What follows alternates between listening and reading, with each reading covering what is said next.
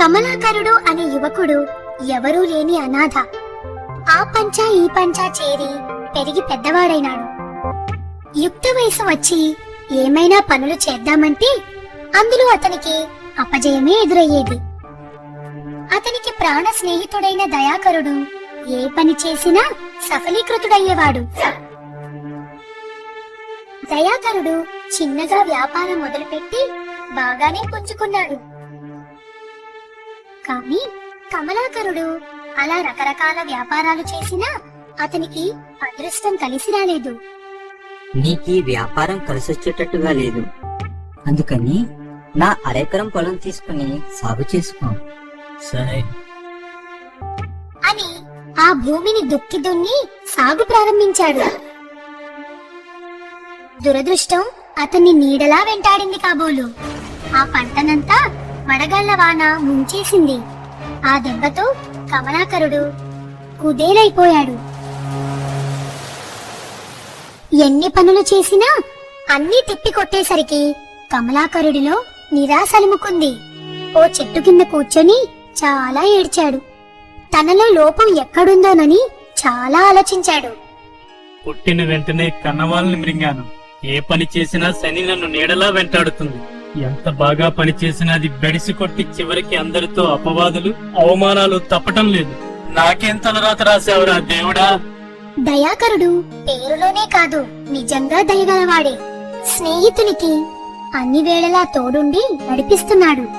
అతని కష్టాలని తన కష్టాలుగా భావించి ముందుకు నడిపిస్తున్నాడు.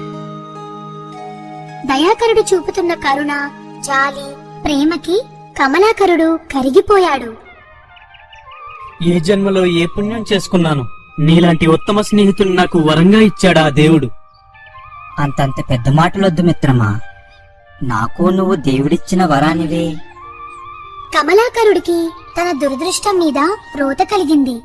ఓ రోజు తను ఏం చేస్తే బాగుంటుందోనని చాలా ఆలోచించాడు. అతనికి ఏ ఆలోచన చిక్కలేదు.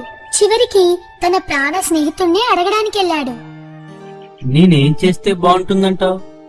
పిచ్చి ఆలోచనలేం పెట్టుకోకు. అపజయాలే గెలుపుకి పునాదులు కదా. తప్పక నువ్వు ఏదో ఒక రోజు ప్రయోజకుడవుతావు. నాకా నమ్మకముంది. నాకైతే నా మీద నమ్మకం ఏనాడో పోయింది. ఇలా వరుసగా అపజయాలను ఎదుర్కొనే శక్తి నాలో దినదినం సన్నగిల్లుతుంది. ఆ, అలా మాట్లాడకు. నీకు ఒక సమయం వస్తుంది. నువ్వేమిటో నిరూపించుకునే రోజొస్తుంది. నలుగురికి ఉపయోగపడతావు. నీ అవసరం ఈ లోకానికి ఉంటుంది అని అంటున్న మిత్రుడి మాటలు కమలాకరుడిలో ఆత్మవిశ్వాసాన్ని పెంచాయి. ఓ రోజు ఇద్దరు మిత్రులు కలిసి ఓడలో సముద్రం మీద బయలుదేరారు. కొన్ని సరుకుల్ని వేరే దేశంలో విక్రయించడానికి.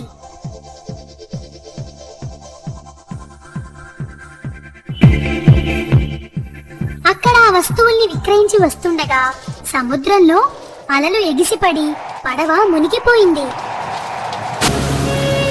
ఆ ప్రమాదంలో కమలాకరుడు ప్రాణాలతో బయటపడ్డాడు. కానీ దయాకరుడు నీటిలో మునిగి చనిపోయాడు. ఈ విషయం తెలిసిన దయాకరుడి అమ్మా నాన్నలు కమలాకరుణ్ణి నిందించారు. లేదు లేదు, నాకే పాపం తెలియదు అని అతని ఎంత గింజుకున్నా అతని మాటనెవరూ లెక్క చేయలేదు. గ్రామ పెద్దల సమక్షంలో అతన్ని నిందితుణ్ణి చేసి గుండు గీయించి గాడిద మీద ఊరేగించి ఆ గ్రామం నుండి తరిమేశారు. పాపం, ఆ అవమానం కన్నా తన ప్రాణ స్నేహితుడు అర్ధాంతరంగా చనిపోయాడన్నదే ఎక్కువ బాధ అతనికి. ప్రాణ స్నేహితుడి మరణం అతన్ని తీవ్రంగా కలిచివేసింది.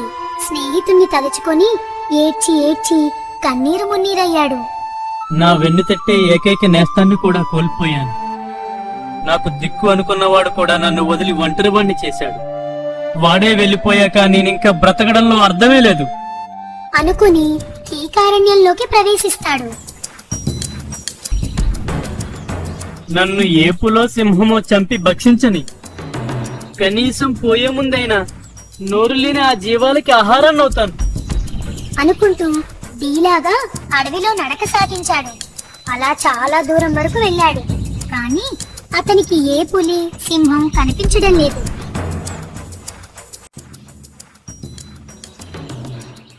అలా వెళ్తుండగా అక్కడ చెట్టు కింద ఓ ఋషి పూజ చేస్తూ కనిపించాడు. అతని ముందు శివలింగం ఉంది. అప్పుడే ఆ చెట్టు పైనుండి ఓ కొమ్మ విరిగి ఆ ఋషి మీద పడబోతుంటే కమలాకరుడు వెంటనే వెళ్లి ఋషిని అక్కడి నుండి పక్కకు లాగి అతని ప్రాణాలు కాపాడాడు. ఆ చర్యకి ఋషి చలించిపోయాడు. ఓ అపరిచిత వ్యక్తి తనను కాపాడడం చూసి ఆశ్చర్యపోయాడు. నా ప్రాణాలు కాపాడావు. చెప్పు, నీకేం వరం కావాలో నెరవేరుస్తాను. చెప్పు నాయనా. ఋషి మాటలకి కించిత్ కూడా స్పందించలేదు కమలాకరుడు. జీవితం మీద పూర్తిగా విరక్తితో ఉన్నాడు.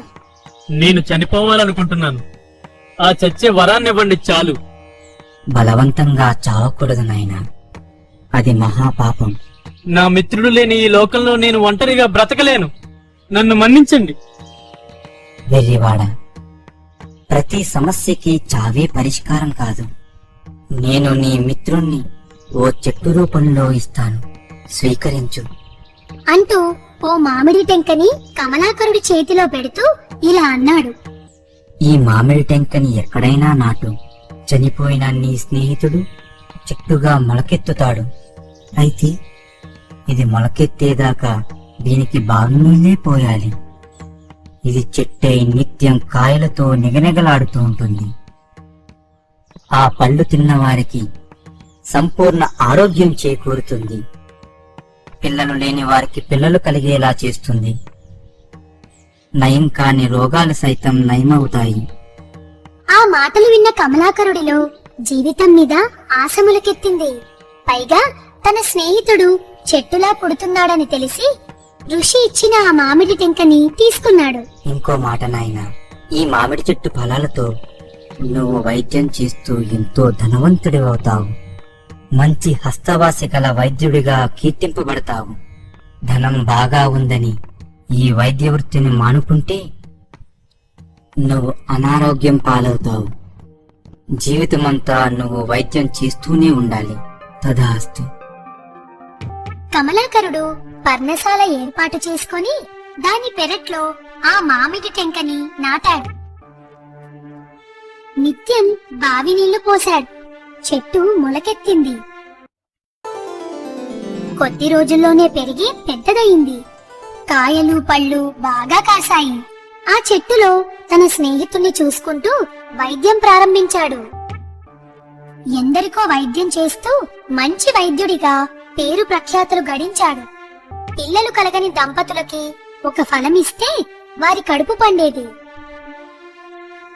ఎన్నో రోగాలకి ఒకే మామిడి ఫలమిచ్చి నయం చేసేవాడు.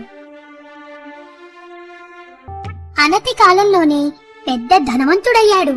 పెళ్లి చేసుకొని స్థిరపడ్డాడు కూడా.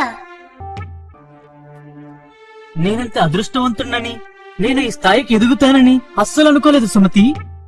అంతా పైవాడి దయలేండి. నిత్యం ఎంతో మంది రోగులొచ్చి వైద్యం చేయించుకున్నందుకు బదులుగా చాలా ధనం ఇచ్చేవారు. విపరీతంగా ధనం పోగయ్యేసరికి అతనిలో ఆశ చచ్చిపోయింది. ఇంకా ఎంత సంపాదించాలి? 2-3 తరాలకొచ్చిన తిన్నా తరగనంత సంపాదించాను. మంచి వైద్యుడిగా పేరు కూడా సంపాదించాను. ఇంకా ఈ జీవితంలో నాకేం కావాలి? అనుకున్నవన్నీ పొందాను. చాలేక అనుకొని తన వైద్య వృత్తిని ఆపేసుకున్నాడు. ఋషి చెప్పిన మాటల్ని పూర్తిగా మర్చిపోయాడు. అలా కొద్ది కాలానికి కమలాకరుడి ఆరోగ్యం దెబ్బతినసాగింది. ఆ మహిమగల మామిడి పళ్ళు ఎన్ని తినిపించినా ఫలితం చూపలేకపోయాయి. ఇతర వైద్యులను కూడా సంప్రదించాడు. అప్పుడు కమలాకరుడు చాలా ఆలోచించిన పిదప ఋషి అన్న మాటలు గుర్తుకొచ్చాయి. బతికినంత కాలం వైద్య వృత్తిని వదలకూడదని. తప్పును తెలుసుకొని మళ్లీ తన వైద్య వృత్తిని ప్రారంభించాడు. నెమ్మదిగా అతని ఆరోగ్యం కూడా కుదుటపడింది. అయితే ఇతని వృత్తిని చూసిన కొందరు గ్రామస్తులు ఇలా అన్నారు. మీకిన్ని ఆస్తిపాస్తులు సిరి సంపదలు ఉండి కూడా ఎందుకు ఇంకా వైద్యం చేసుకుంటున్నారు? నేను బ్రతికినంతకాలం ఈ వృత్తిని కొనసాగిస్తాను. భోగభాగ్యాల మీద ఆశ లేదు నాకు అని చాలా సున్నితంగా సమాధానం చెప్పి తన పని తాను చేసుకుపోయేవాడు.